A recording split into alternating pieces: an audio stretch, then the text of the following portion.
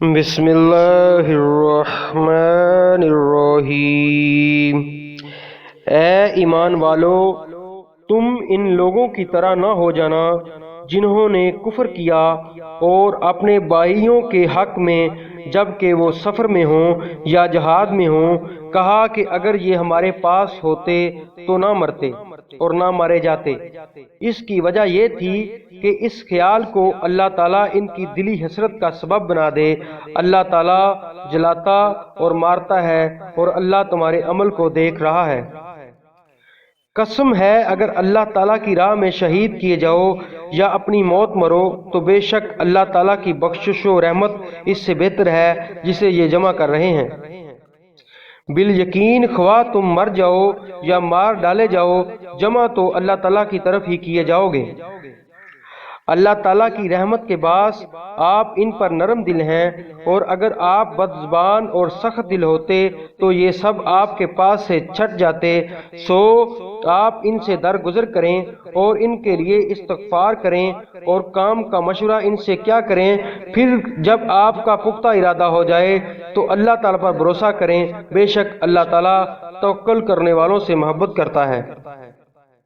اگر اللہ تعالیٰ تمہاری مدد کرے تو تم پر کوئی غالب نہیں آ سکتا، اگر وہ تمہیں چھوڑ دے تو اس کے بعد کون ہے جو تمہاری مدد کرے۔ ایمان والوں کو اللہ تعالیٰ ہی پر بھروسہ رکھنا چاہیے۔ ناممکن ہے کہ نبی سے خیانت ہو جائے۔ ہر خیانت کرنے والا خیانت کو لیے ہوئے قیامت کے دن حاضر ہوگا، پھر ہر شخص اپنے اعمال کا پورا بدلہ دیا جائے گا اور وہ ظلم نہ کیے جائیں گے۔ کیا پس وہ شخص جو اللہ تعالیٰ کی خوشنودی کے در پہ ہے اس شخص جیسا ہے جو اللہ تعالیٰ کی ناراضگی لے کر لوٹتا ہے اور جس کی جگہ جہنم ہے جو بدترین جگہ ہے۔ اللہ تعالیٰ کے پاس ان کے الگ الگ درجے ہیں اور ان کے تمام اعمال کو اللہ بخوبی دیکھ رہا ہے۔ بے شک مسلمانوں پر اللہ تعالیٰ کا بڑا احسان ہے کہ انہیں میں سے ایک رسول ان میں بھیجا جو انہیں اس کی آیتیں پڑھ کر سناتا ہے، انہیں پاک کرتا ہے اور انہیں کتاب اور حکمت سکھاتا ہے۔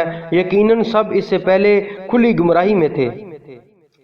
کیا بات ہے کہ جب تمہیں ایک ایسی تکلیف پہنچی کہ تم اس جیسی دو چند پہنچا چکے تو یہ کہنے لگے کہ یہ کہاں سے آ گئی؟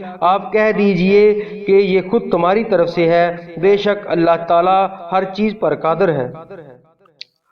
اور تمہیں جو کچھ اس دن پہنچا جس دن دو جماعتوں میں مٹبھیڑ ہوئی تھی وہ سب اللہ کے حکم سے تھا، اور اس لیے کہ اللہ تعالیٰ ایمان والوں کو ظاہری طور پر جان لے اور منافقوں کو بھی معلوم کر لے، جن سے کہا گیا کہ آؤ اللہ کی راہ میں جہاد کرو یا کافروں کو ہٹاؤ، تو وہ کہنے لگے کہ ہم لڑائی جانتے ہوتے تو ضرور ساتھ دیتے۔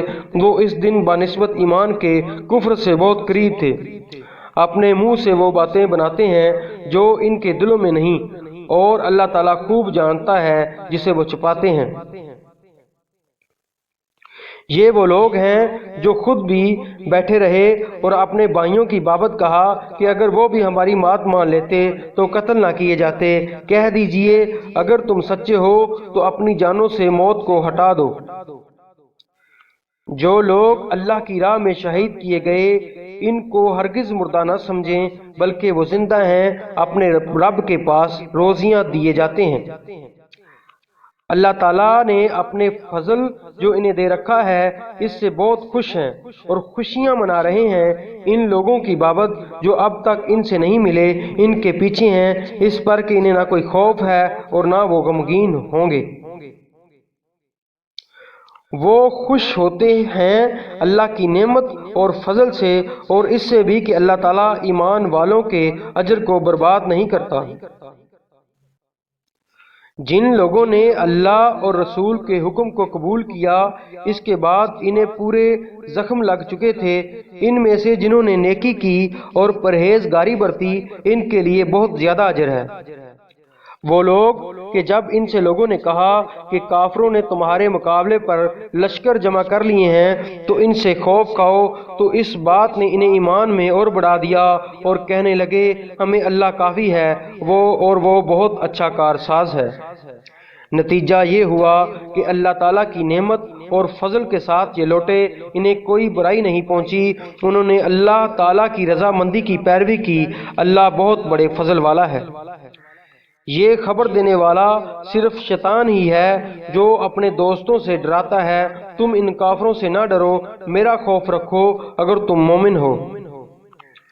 کفر میں آگے بڑھنے والے لوگ تجھے غمناک نہ کریں، یقین مانو کہ یہ اللہ تعالیٰ کا کچھ نہ بگاڑ سکیں گے۔ اللہ تعالیٰ کا ارادہ ہے کہ ان کے لیے آخرت کا کوئی حصہ عطا نہ کرے اور ان کے لیے بڑا عذاب ہے۔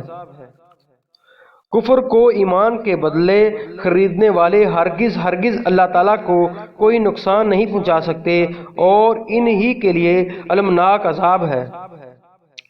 کافر لوگ ہماری دی ہوئی مہلت کو اپنے حق میں بہتر نہ سمجھیں، یہ مہلت تو اس لیے ہے کہ وہ گناہوں میں اور بڑھ جائیں، انہی کے لیے ذلیل کرنے والا عذاب ہے۔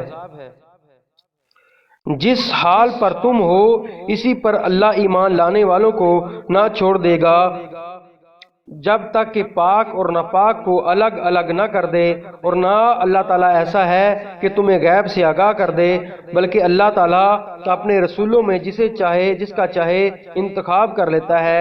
اس لیے تم اللہ تعالیٰ پر اور اس کے رسولوں پر ایمان رکھو، اگر تم ایمان لاؤ اور تقوی کرو تو تمہارے لیے بڑا بھاری اجر ہے۔